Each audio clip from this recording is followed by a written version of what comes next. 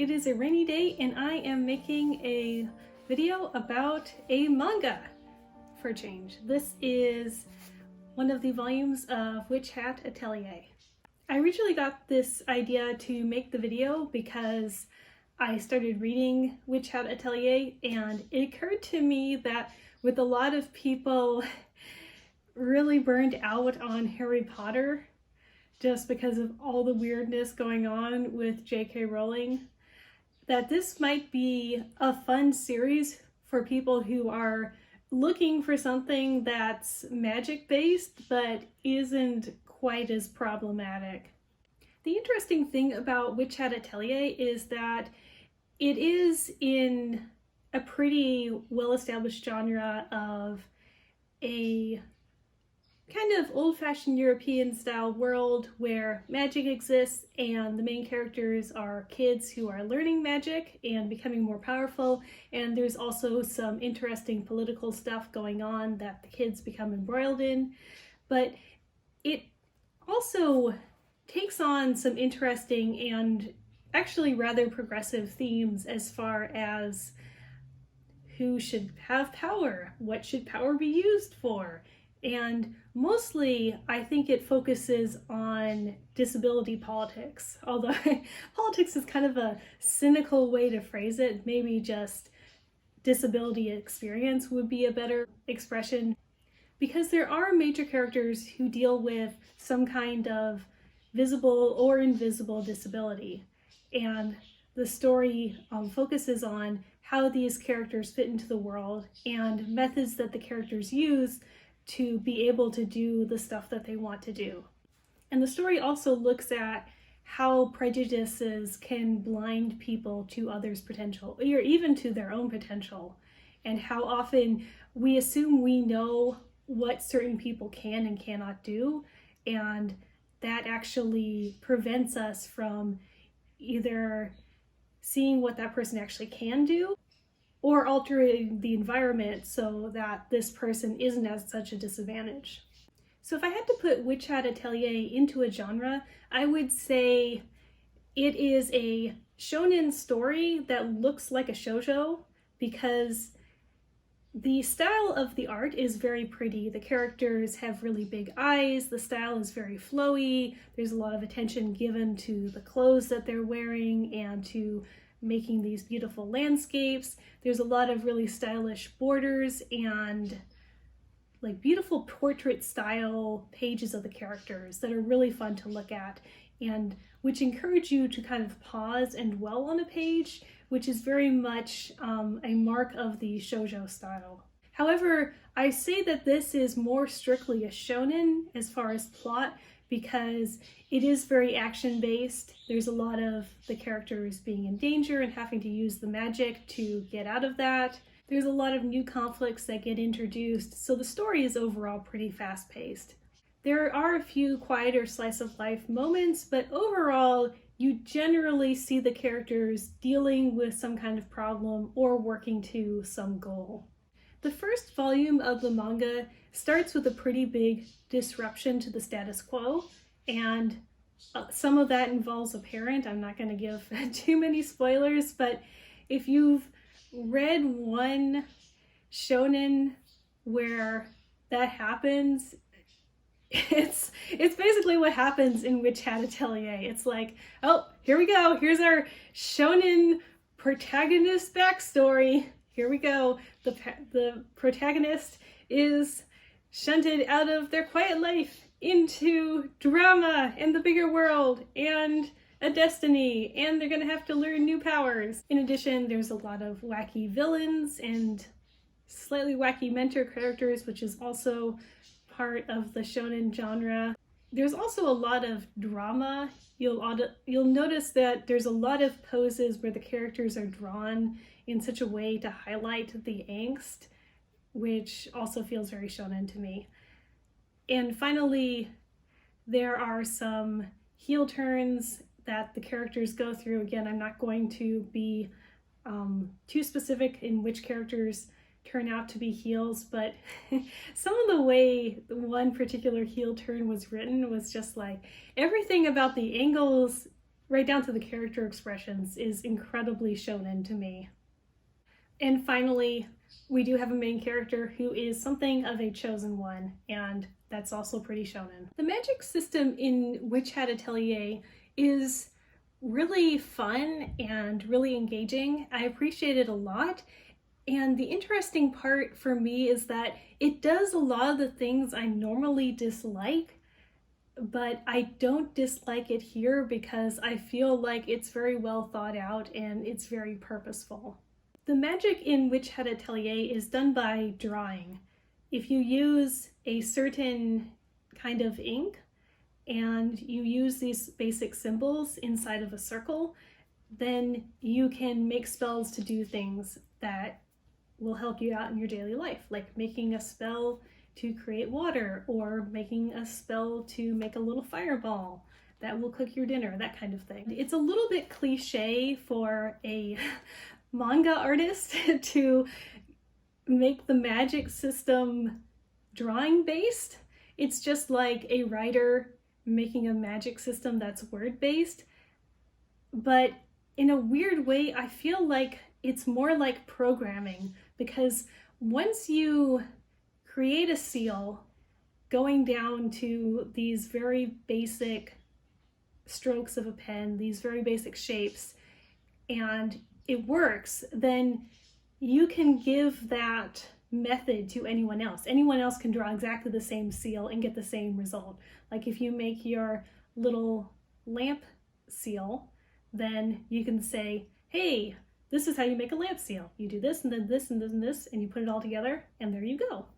And it can be shared, but you also have to be careful that you do every little piece of it correctly, or it's either not going to work or it's going to work but do something that you don't want it to do. And that feels a lot like programming to me, honestly. And I don't know if that was intentional or just an interesting side effect, but the idea that you can put all this basic stuff together to make something really complicated, and if it goes wrong, you've got to go back through everything you did and figure out where that one typo is.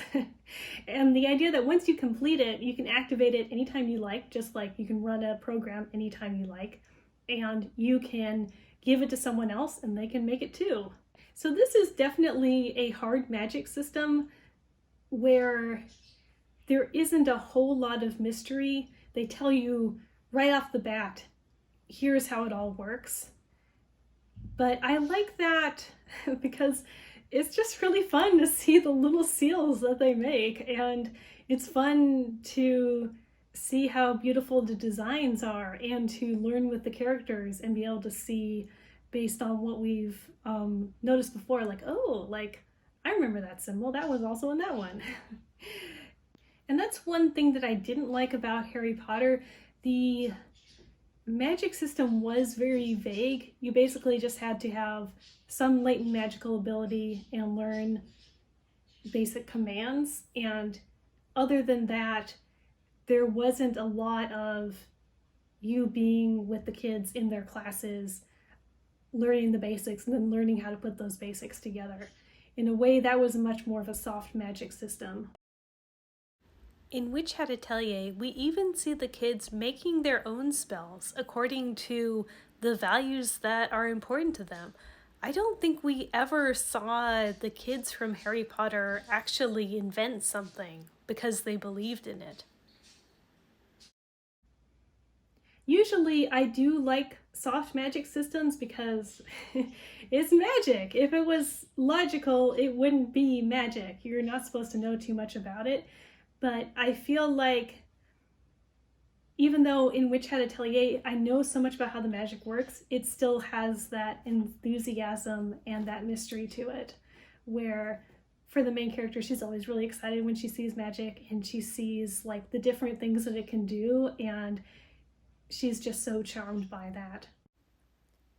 Different characters also use magic differently. You can often look at the spell and say, oh yeah, I can tell how this was totally made by this person, which is a nice way to build character in this world. And the magic is also very stylish. It's very beautiful when it's drawn, and the way characters move when they're flying or when they're using magic, the kind of devices they have look really cool and fun. So I feel like in Witch Hat Atelier, they did the hard magic system right by making the stakes very clear. They have to have this certain equipment to do their magic spells, and you learn a bit about the things that our main characters can and cannot do with magic, the stuff they've already learned and the stuff they don't know how to do yet. So they've got to have their paper, they've got to have their special ink, they've got to have something to write with, and if they have those, then they can cast the spells they know. But if they're up against something that's like really dangerous, then they might not have enough spells that they need to get out of that situation. But then there also is that fun element of magic that makes it really weird and quirky and not like the technology that we use in our modern day world. So I still feel very immersed in the world of Witch Hat Atelier, and all the devices that they use through magic look very strange and weird and quirky and not like anything we have. So even though technically I can kind of break down, oh, they're just doing that and this other thing to get that result, it still feels very much like I'm reading a fantasy story. And another thing that I didn't even really notice till I heard people talking about it, in a lot of fantasy, magic is almost like radioactive. Like you can see a magic aura if you know what to look for, you have the ability to look for.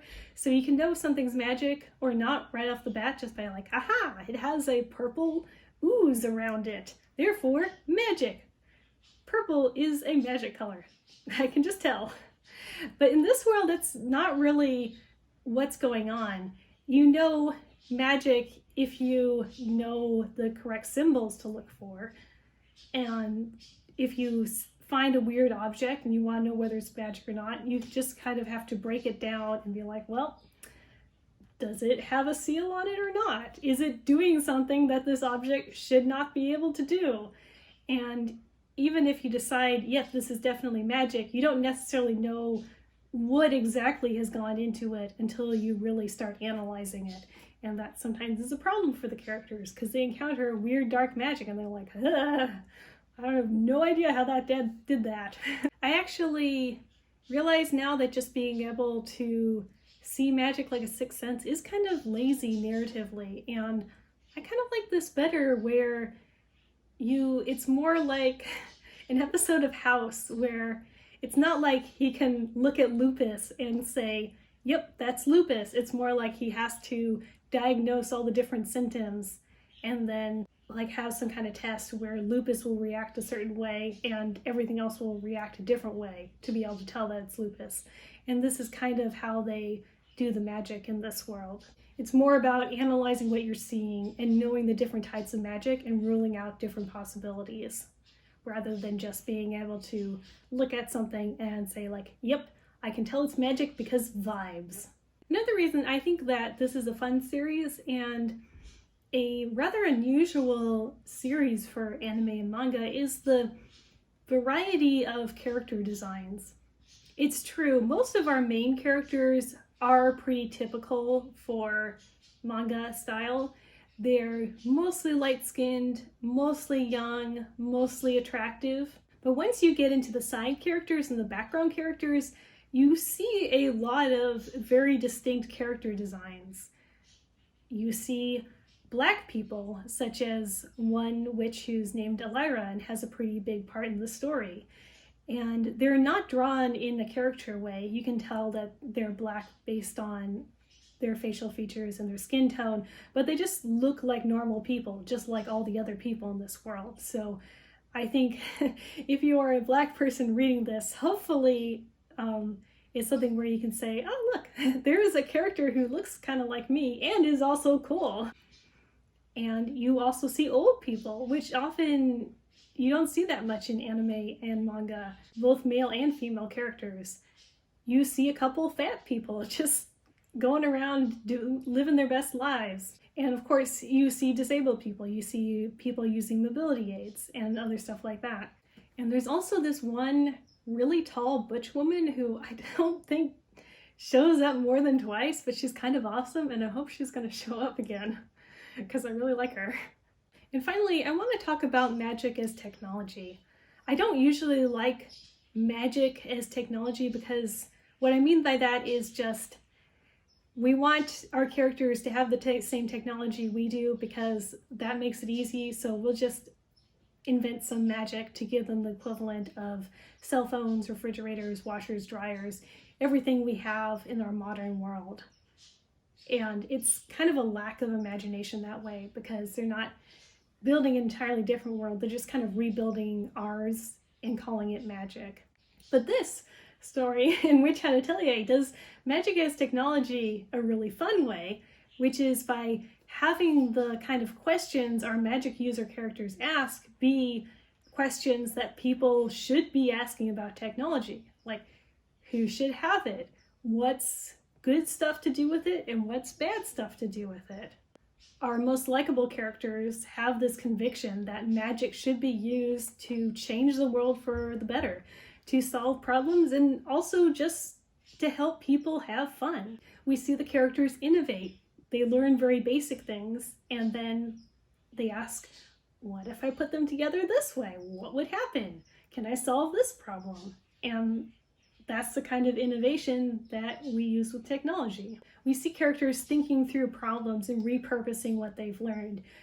I don't think there's been any conflict so far in the 9 volumes that I've read where a character is stuck and can't do something and just powers through that, just wants it a little bit harder, just is motivated a teensy bit more, and somehow is able to do something that they couldn't do before.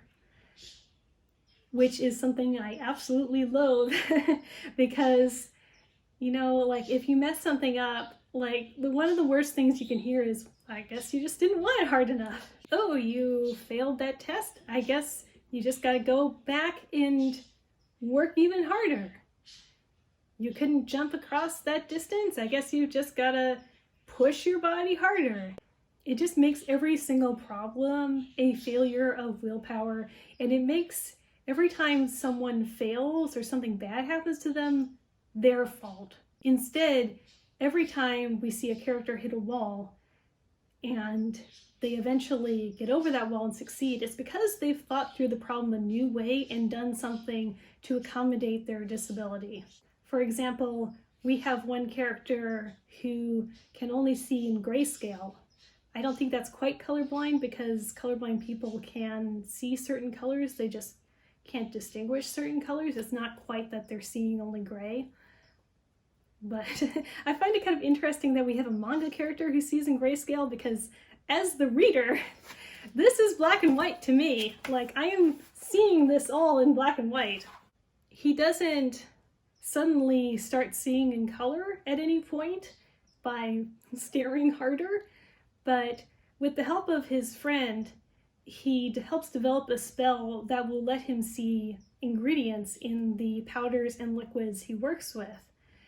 And that helps him distinguish them because he knows how they're all made. He knows what they all come from. He just can't tell them apart once they're ground up into powder, and the only way to distinguish them is by color. So say like he can't distinguish the red powder from the purple powder, but he knows this one comes from that root and that one comes from that flower. So if I can see like which is the root one and which is the flower one, I know what they are and what they do. And there's a lot of really creative problem solving like that, where someone still has the same physical problem that they had before, but through the use of magic, their ability to interact with the world is a lot more versatile. At one point, the characters even look at roads and they realize at some point someone had to come up with this concept, and now we take it for granted. Or granted. It's a granite road. No.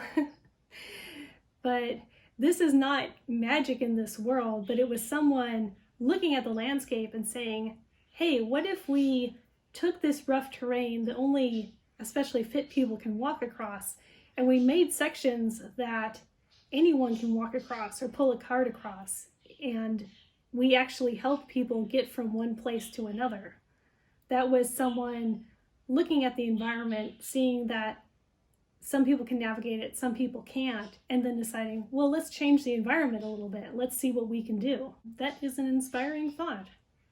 If Which Hat Atelier has any overarching theme, it is the characters looking around the world and realizing that people are interacting with it in pretty different ways. And the more they open their minds to looking at things from a different person's perspective, the more they open their minds to changing the status quo and asking questions, the more they grow as characters, which is a really fun thing to read for all ages, and I think it's especially good for kids. I think that it could definitely help them ask those questions in their own lives. And as far as age range for this, I would say it's a story that's engaging for adults, but is also appropriate for kids that are young as about 10 or 12.